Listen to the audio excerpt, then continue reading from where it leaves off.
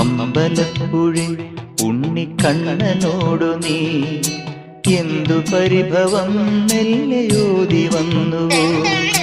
കൽവിളക്കുകൾ പാതി മിന്നി നിൽക്കവേ എന്തു നൽകുവാൻ എന്നെ കാത്തു നിന്നു നീ?